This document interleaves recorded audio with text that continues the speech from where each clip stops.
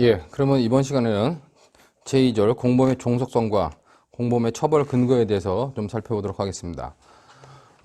우리가 지금까지 앞 시간에서 배운 거는 정범과 공범의 구별 관련돼 가지고 이제 그 행위지배설에 따라 구별한다. 원칙적으로 그렇게 보고, 그 다음에 이제 범죄에 가담하는 형태로서 가담 형태와 관련돼 가지고 주로 우리가 정범의 형태로서 가담되는 것으로 동시범, 그 다음에 이제 필요적 공범이 있다고 봤어요.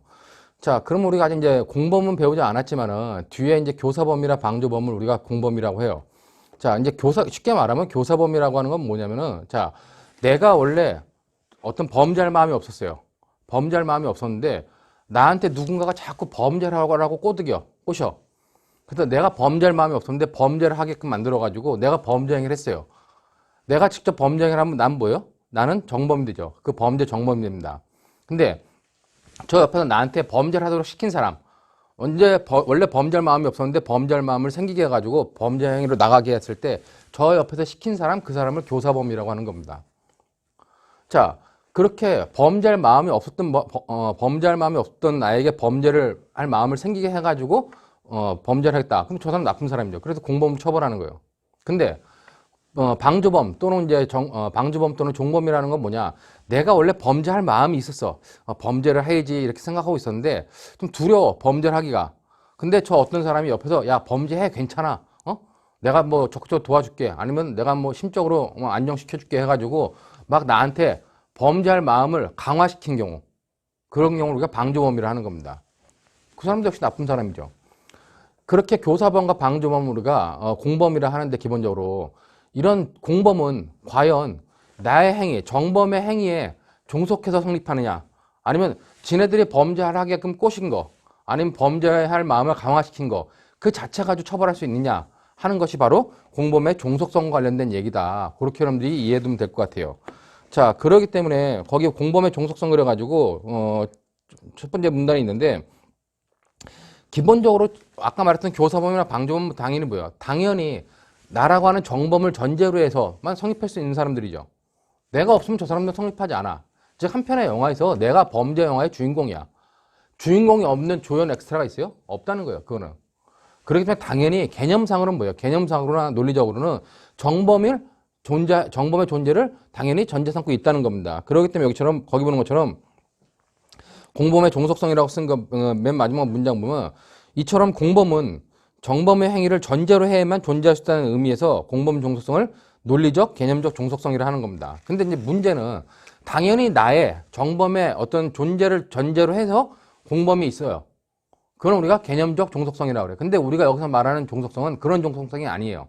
그렇기 때문에 그 밑에 보는 것처럼 공범의 종속성의 의의는, 자, 기본적으로 개념적으로는 정범을 전제로 하지만은, 기본적으로 내가 어떤 범죄 행위를 했을 때, 실제로 범죄 행위를 했을 때 내 실행 행위에 종속해가지고만 저 사람들이 성립할 수 있느냐, 아니면 내가 실행 행위를 하든 하지 않든 쟤네들은 기본적으로 나한테 범죄를 시키고 아니면 범죄를 할 마음을 강화시키기 때문에 그 자체로 나의 실행 행위와 상관없이 저 자체로 처벌할 수 있느냐 하는 것이 바로 공범의 종속성의 문제라는 겁니다. 그렇기 때문에 여러분들 거기 보는 것처럼 공범 종속성의 그 의의를 보면은, 공범이 반드시 정범의 존재를 전제로 하더라도 이건 당연한 거예요. 공범은 당연히 정범의 존재를 전제로 해요. 근데 그렇게 하더라도, 자, 저 공범자들의 행위는 정범자의 행위와는 별도로 독자적으로 범죄가 성립할 수 있느냐. 즉, 내가 실행 행위를 하지 않고 실행 행위를 하지 않아도 쟤네들 자체가 독자적으로 범죄를 성립할 수 있겠냐는 겁니다. 아니면 내가 실행 행위를 했을 때만 그 실행 행위에 종속해서 쟤네들도 하나의 범죄로 처벌할 수 있겠느냐 하는 것이 공범의 종속성과 독립성에 관련된 논의다. 그러니까 우리 교재에 나오는 공범의 종속성의 의미는 그런 의미에, 즉 정범의 실행 행위에 종속해가지고 공범이 성립하느냐 하는 문제다라고 하는 것을 여러분들이 개념적으로 잘 정리해 놓으시고, 그럼 종속성에 대해서 이제 견해가 대립되는데, 자, 공범 독립성설과 공범 종속성설이 대립을 해요. 그러니까 공범 독립성설은 기본적으로 쟤네들이 나한테 범죄를 하도록 시켰어. 근데 내가 실제로 범죄를 하든 안 하든 내 실행행위에 상관없이 쟤네들은 시킨 자체만 가지고 독자적으로 공범이 성립한다는 겁니다. 그게 공범 독립성설이에요. 자, 이에 대해서 이제 공범 종속성설은 내가 쟤네들이 나한테 범죄 시켰지만 내가 범죄로 나갔을 때, 내가 어떤 범죄 실행을 했을 때 그 실행에 종속해서만 성립할 수 있는 것이 공범이다라고 보는 것이 공범 독립성설의 입장이라는 겁니다. 그렇기 때문에 여러분들 거기 보는 것처럼 견해대립과제 독립성설과 종속성설이 있는데 두 개 중에서 공범 종속성설이 지금에 있어서 판례의 입장이고 다수설의 입장이다. 그다음에 이제 공범 종속성설이 뭐 객관주의에서 주장하는 이론이고, 그다음에 독립성설은 약간 주관주의적 입장에서 적용되는 이론이다. 그러면 종속성설이 타당하냐, 공범 독립성설이 타당하냐 그랬을 때 기본적으로 공범 관련돼 가지고 종속성설이 타당해요. 여러분들 거의 소개를 보는 것처럼 자, 우리 형법은 교사범 관련돼 가지고 31조 1항을 두고 있고, 그다음에 방조범 관련돼 가지고 32조 1항을 두고 있어요. 아까 좀 전에 설명했던 교사범 방조범에 대해서 31조 1항, 32조 1항이 규정되고 있다는 겁니다. 자, 근데 그 규정을 보면은 거기서는 그 교사범 또는 방조범이 성립함에 있어서는 실행행위를 하는 타인을 전제로 하고 있어요. 즉 정범을 전제로 하고 있다는 겁니다. 그리고 그뿐만 아니라 그 타인이 일정한 구성요건적 실행행위로 나가는 것을 전제로 하고 있다는 거예요. 정범의 행위를 갖다가 정범의 존재를 당연히 전제하고 있는 것뿐만 아니라 정범의 실행행위를 당연히 전제로 삼고 있기 때문에 우리 입법이 그렇게 되어 있기 때문에 당연히 공범 종속성설이 타당하다. 그런 의미로 여러분들이 이해해 두시면 될 것 같습니다. 자, 그럼 양자의 차이가 뭐냐 관련돼 가지고 이거는 이제 우리가 정범과 공범의 모든 내용들을 좀 다 배워야지 알 수 있는 부분인데 그 다 배우고 나서 여러분들이 다시 들어보면 좀 이해가 될 겁니다. 근데 이제 기본적으로 공범 종속성설과 독립성설에 관련돼 가지고 자, 거기 보면 공범의 미수라고 그랬는데 공범의 미수를 인정할 것이냐 말 것이냐 관련돼 가지고 이제 공범 종속성설에서는 뭐냐면 정범이 가벌 미수인 경우 이 경우만 인정을 해요. 그러나 교사 행위 자체가 미수인 경우, 자, 제가 나한테 교사를 했는데 교사 자체가 미수야. 자, 그런 경우는 아예 공범의 미수를 인정하지 않는다는 겁니다. 왜? 나의 기본적인 행위를 전제로 삼고 있기 때문에. 근데 공범 독립성설의 입장에서는 뭐요? 쟤네 행위 자체를 처벌하기 때문에 기본적으로 교사의 공범의 행위 자체가 범죄 실행행위이므로 정범의 실행행위 자체가 없어도 다 인정되기 때문에 미수의 교사와 공범의 미수를 다 인정한다는 겁니다. 자, 그 다음에 이제 뭐 기도된 교사라고 하는 것이 우리가 31조 2항 3항이 있어요. 그러니까 교사범 관련돼 가지고는 자, 교사범은 제가 나한테 범죄를 교사했어. 그랬을 때 내가 그 범죄할 마음이 생겨가지고 범죄 행위로 나갔을 때 쟤는 처벌받는 게 원칙이에요. 근데 31조 2항과 3항은 뭐냐면 제가 범죄 행위를 나한테 교사했어. 그러니까 내가 범죄할 마음을 먹고 범죄를 하겠다고 승낙을 했어요. 근데 아직 범죄 행위로 나가지 않은 경우, 범죄 행위로 나가지 않은 경우라도 둘을, 저 교사자와 피교사자를 예비 음모로 처벌하는 규정을 31조 2항에 두고 있다는 겁니다. 자, 그 다음에 또 제가 범죄 행위를 교사했어. 근데 내가 승낙을 안 했어. 아예 범죄를 마음 먹지도 않았어요. 그런 경우라도 쟤는 그 범죄 예비 음모로 처벌한다는 거예요. 자, 31조 1항 2항을 보면은 31조 2항 3항을 보면 결국 이 정범의 피교사자가 정범인데 정범의 실행행위가 없음에도 불구하고 양자를 교사자와 피교사자를 예비 음모로 처벌하거나 아니면 교사자를 예비 음모로 처벌하는 특별한 규정을 두고 있다는 겁니다. 그런 특별한 규정을 두고 있기 때문에 그 규정에 대해서 공범 독립성설의 입장에서 어떻게 해요? 쟤네들이 독자적인 범죄이기 때문에 당연히 처벌하는 거다. 그래서 당연한 규정이다 보는 반면에 공범 종속성설의 입장에서는 뭐예요? 공범 종속성설의 입장에서는 특별하게 처벌하는 규정이다. 특별 규정으로 본다는 거죠. 자, 그 다음에 이제 관련돼 가지고 간접정범 관련돼 가지고도 우리가 기본적으로 공범 독립성설에서는 간접정범을 부정을 해요. 이건 그냥 공범이라 보는 겁니다. 직접적인 실행행위를 하지 않았기 때문에.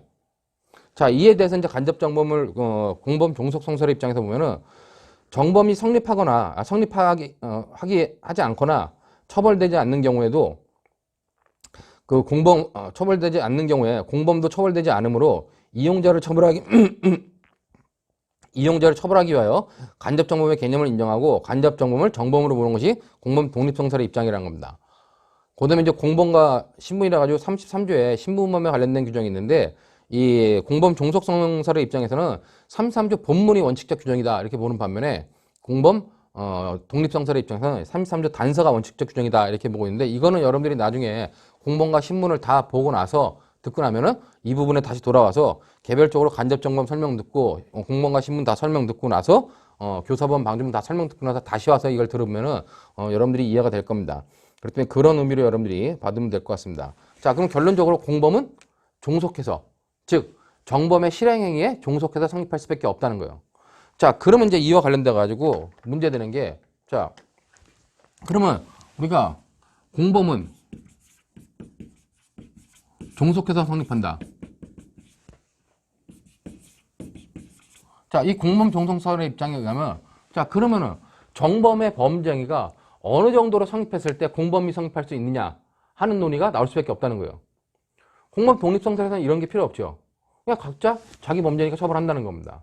그렇기 때문에 여러분들 거기 보면 공범의 종속의 정도 그래가지고 이 성립상의 종속이라 하는데, 결국 정범의 행위가 범죄 성립 요건 가운데 어느 부분까지 충족되어야 거기에 가담한 행위에 대해서 공범 성립을 인정할 수 있을 것인가 하는 문제라고 그랬어요. 자, 이게 무슨 말이냐? 자, 기본적으로 구성 요건, 위법성, 책임, 아니면 어떤 가벌 조건이 있을 때, 자, 정범의 실행 행위가 있어야지만 공범이 성립하는 거 아니에요. 그럼 정범의 실행 행위가 어디까지 이르러야 되냐 관련돼 가지고 교환해 보는 것처럼 첫 번째처럼 최소 종속 형식.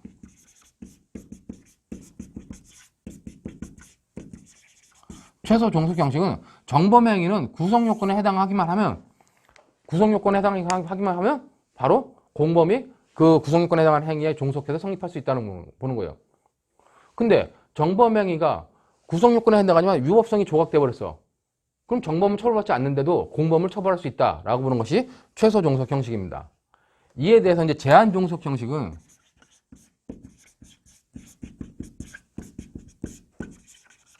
최소한 정범의 행위는 구성 요건에 해당하고 위법성까지는 갖춰야 될 거 아니냐.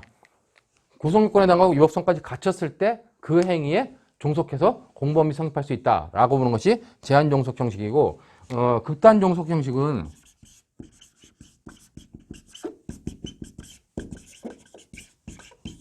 정범 행위는 구성 요건에 해당하고 위법하고 유책성까지, 책임까지 있어야지만, 그렇게 정범의 행위가 범죄가 성립해야지만 그 성립된 범죄 행위에 종속해서 공범이 성립할 수 있다. 이렇게 보는 것이 극단적 종속 형식입니다. 자, 그 다음에 이제 최극단 종속 형식은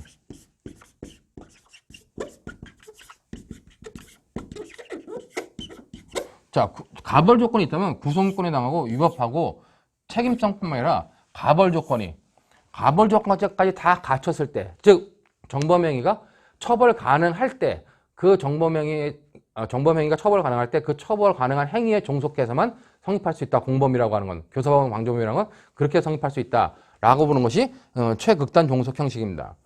자, 여러분들 교환해 보는 박스를 제가 이렇게 정리해놨는데, 그거 관련돼 가지고, 자, 결국 소개를 보면 어떤 형식이 타당하냐 했을 때, 지금에 있어서 다수결적 입장은 제한 종속 형식이에요.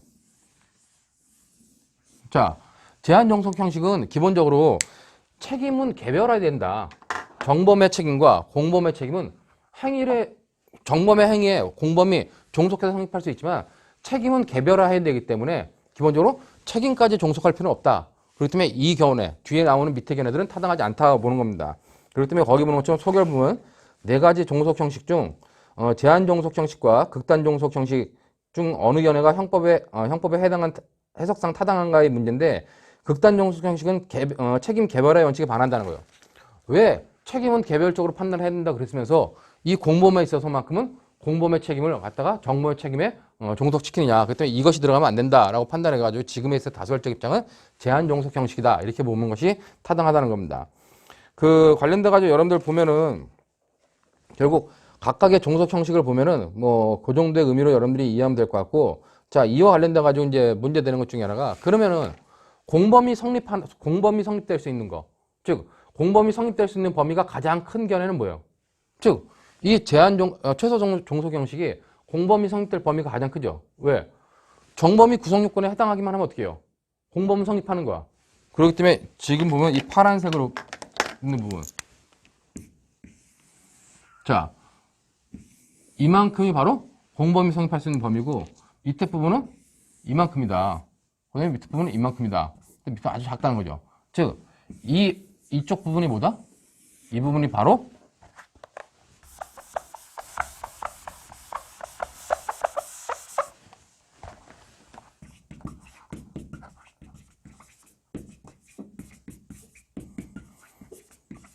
공범의 성립 범위다. 이렇게 여러분들이 이해하시면 될 것 같아요. 자, 그렇기 때문에 기본적으로 우리가 지금 제한종속 형식이 다수결적 입장이고 공범 성립이 가장 넓게 공범 성립을 가장 넓게 인정하는 건 최소 종속 형식, 공범 성립을 가장 좁게 인정하는 건 이 최극단 종속 형식이다. 그런 의미로만 여러분들이 좀 이해해 두시면 될 것 같습니다. 근데 이 그림을 여러분들이 잘 봐야 되는 것 중에 하나가, 자, 우리가 뒤에서 이제 간접 정범이라는 걸 배우는데, 간접 정범은 지금 우리가 그냥 당연히 정범으로 봐요. 정범과 공범이라고 구분했을 때 당연히 정범이라고 봅니다. 근데 간접 정범이라는 개념이 처음 나왔을 때 뭐예요? 처음 나왔을 때는 기본적으로 얘가 최소 종속 형식에서 여기 정범이 성립해야 돼. 정범이 성립하고 하면 공범이 성립하는 겁니다. 자, 여기는 이렇게 해서 이렇게 돼야 돼. 근데 관련돼 가지고 정범 행위가 구성요건에 해당하고 위법해야 되는데 위법하지 않아. 위법하지 않으면 어떻게 해요? 이 제한 종속 형식에 의하면 교사범이나 방조범이 성립할 수 없다는 거예요. 그렇게 교사범이나 방조범이 성립하지 않음으로 인해서 생길 수 있는 문제들을 메꾸려고 그 처벌에 교사범의 처벌에 공백을 메꾸려고 나온 것이 바로 간접정범이었습니다. 처음에. 그렇기 때문에 간접정범은 교사범이 성립하지 않을 때 다시 물을 수 있는 형태였어요. 그렇기 때문에 처음에 나올 때는 공범의 형태였죠. 그러나 지금은 당연히 간접정범은 정범 형태로 봅니다. 그렇기 때문에 옛날 이론에 의하면 이것이 공범, 교사범의 성립범이라면 이 부분은 뭐예요? 이 부분은 간접정범의 성립 범위였다는 겁니다. 옛날에는. 그러나 지금은 이제 간접정범은 당연히 정범이기 때문에 이렇게 논하지는 않는다는 겁니다. 간접정범은 아까 우리가 앞에서 배웠던 것처럼 바로 우월적 의사지배가 있느냐 없느냐에 따라 판단하는 것이 간접정범이다. 그거는 이제 여러분들이 간접정범에 가서 좀 배우도록 하고, 결국 공범 종속성은 이렇게 보는 것이다. 그렇기 때문에 제한종속 형식에 따라 가지고 판단한다. 그런 의미로 여러분들이 잘 받으시면 될 것 같습니다. 자, 그렇기 때문에 각종 시험 같은 데 잘 나오는 게 요 두 가지가 잘 나오죠. 제한종속 형식과 극단종속 형식과 관련돼 가지고, 극단종속 형식에 의할 때는 어떻게 해요? 극단종속 형식에 의할 때는 최소한 행위자가 어떻게 해야 돼요? 행위자가, 그 정범의 행위가 구성권에 나가고 위법하고 책임까지 있어야 돼. 근데 제한종속 형식에 의할 때는 어떻게 해요? 책임이 없어도 돼요. 자, 그러기 때문에 만약에 정범이 어떤 책임 무능력자였어, 갑자기. 심신상실자 책임 무능력자였다면 어떻게 해요? 책임 무능력자였다면 이 극단적 종속 형식에 의하면 어떻게 해요? 그 책임 무능력자의 행위에 교사범이나 방조범이 성립할 수 없다는 겁니다. 왜? 이것이 인정되지 않기 때문에. 그러나 제한종속 형식에 의하면 어떻게 해요? 책임 무능력자의 행위라도 그 행위가 구성권에 나가고 위법하기 때문에 그 행위에 대해서는 공범, 즉 교사범과 방조범이 성립할 수 있는 것이다 라고 하는 의미로 여러분들이 그런 의미들을 잘 받으면 될 것 같습니다. 자, 이 정도로 해서 이제 공범의 종속성 여부를 이제 파악했고, 다음으로 이제 중요한 게 공범의 처벌 근거입니다.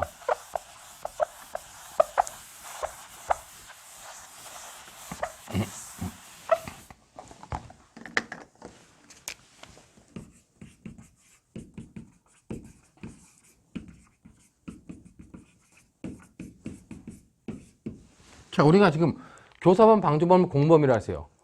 근데 공범은 정범의 실행행위에 종속해서 성립한다 그랬습니다. 그럼 종속해서 성립한다 그래서 무조건 처벌하느냐? 처벌 근거가 무엇이냐예요. 그랬더니 여러분들 교환해 보는 것처럼 거기 관련돼 보면은 그 공범 처벌의 근거 관련돼 가지고 형식적으로만 본다면은 형법상의 공범 처벌 규정이 그 근거가 된다는 겁니다. 그렇기 때문에 공범을 처벌하는 근거 관련된 형식적 근거는 뭐냐? 형식적 근거는 바로 형법상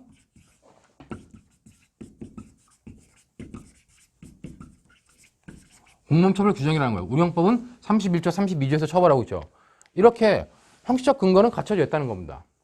근데 형식적 근거가 있다고 해서 타당하냐?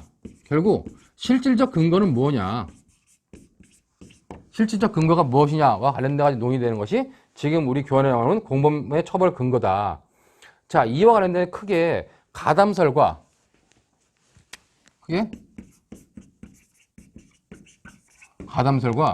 야기설이 있다. 이렇게 여러분들이 보시면 될 것 같아요. 자, 이 가담설과 야기설이 있는데 두 개의 핵심적인 차이는 뭐냐? 자, 이 가담설은 공범이 독자적으로 성립하는 게 아니라는 거죠. 그렇기 때문에 얘를 처벌하는 것도 그냥 공범 자체에 처벌 근거가 있는 것이 아니라 정범의 행위에 처벌 근거가 있다라고 보는 것이 바로 가담설의 입장입니다. 그렇기 때문에 여러분들 가담설을 보면은 기본적으로 공범자가 정범의 범죄 행위에 가담하였다는 점에서 찾는다. 그렇기 때문에 공범 종속성을 인정하는 전자에서 공범의 처벌 근거를 설명하는 견해다 그런 겁니다. 이게 쉽게 말하면 뭐냐면 가담설은 기본적으로 자 여기 정범이 있어요. 그 다음에 이 행위에 가담한 공범이 있으면 정범은 이 정범이 갖는 어떤 처벌 근거인 결과 방가치가 있을 거 아니에요. 그 다음에 행위 방가치가 있을 거 아니에요. 자, 그럼 공범의 처벌 근거는 뭐냐? 공범의 처벌 근거는 얘한테 독자적으로 뭔가 있는 게 아니라 얘는 결국 여기에 기생한다는 거예요. 이렇게. 결과 방가치, 행위 방가치, 정범의 결과 방가치, 행위 방가치에 기생해서 여기에 이렇게 붙어가지고 있는 것이지 독자적으로 무엇인가 있는 것은 아니라는 겁니다. 이게 가담설의 기본적인 입장이에요.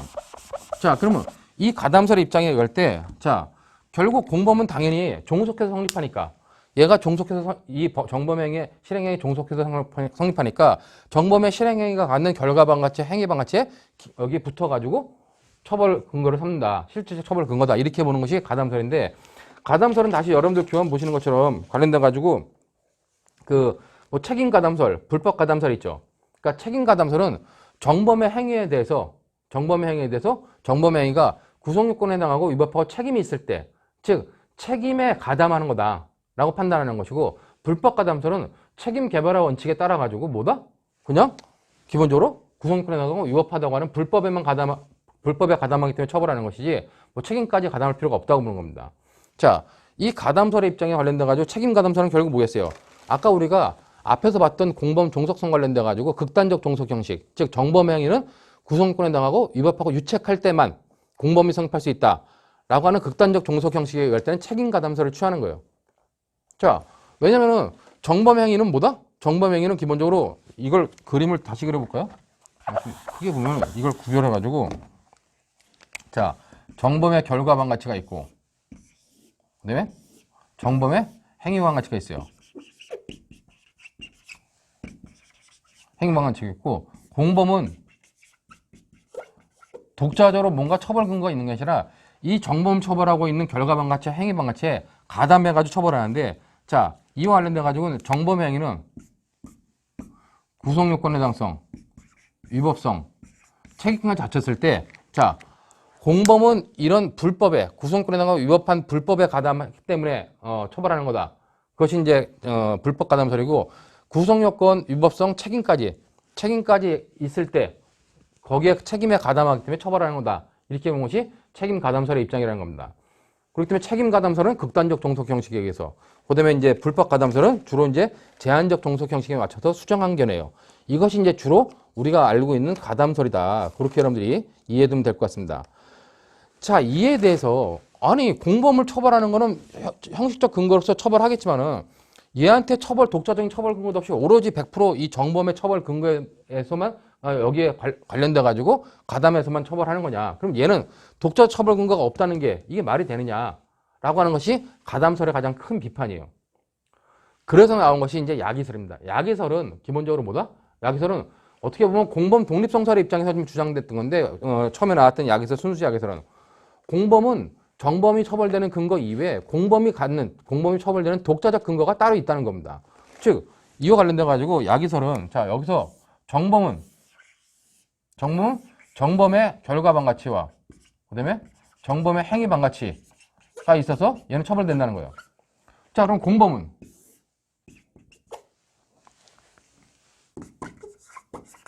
이 공범은 기본적으로 정범의 결과 방가치, 행위 방가치가 있듯이 공범 자체에 독자적인 결과 방가치, 행위 방가치가 따로 있다는 겁니다. 즉 완전히 얘한테는 공범이 갖는 독자적인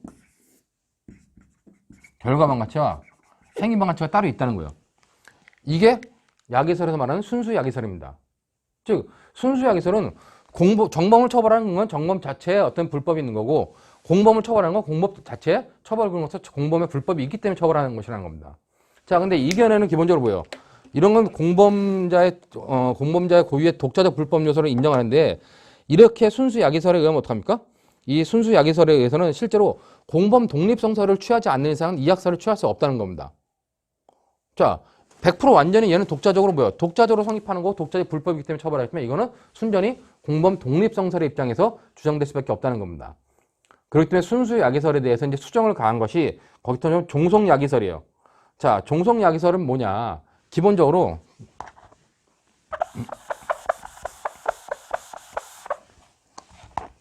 기본적으로 얘한테는 기본적으로 불법이 있다는 겁니다. 여기는 아예 불법이 없다 그랬어. 근데 불법이 있는데 이 불법은 뭐다? 이 불법은 이 결과방가치에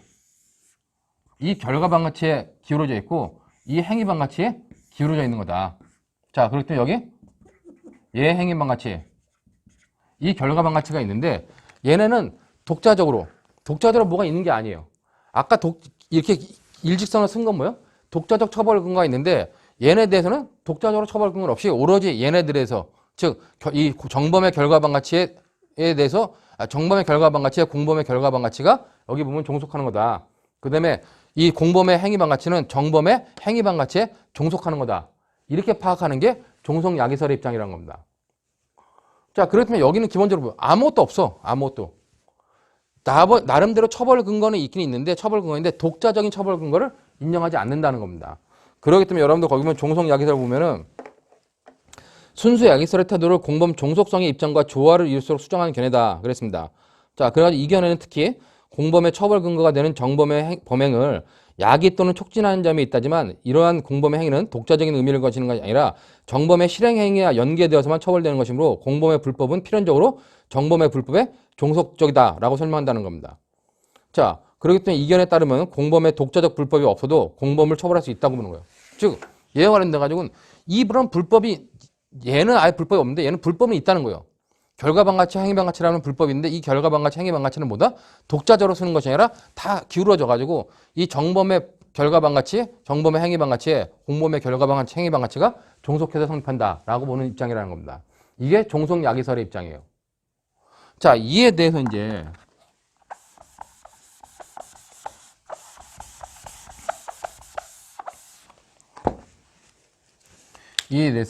자, 정범의 결과방가치 있다. 정범의 행위방가치 있다. 이렇게 봤을 때 공범 관련돼 가지고는 밑에 나오죠. 호남야기설은 뭐냐? 호남야기설은 기본적으로 공범의 독자적 불법을 인정해야 될 거 아니냐? 어떻게 독자적 불법이 없냐? 그렇기 때문에 공범 관련돼 가지고는 자, 독자적 불법이 여기 하나 있다는 겁니다. 독자적 불법이. 그리고 독자적 불법이 있고 하나는 이쪽으로 이렇게 기울어져 있다는 거예요.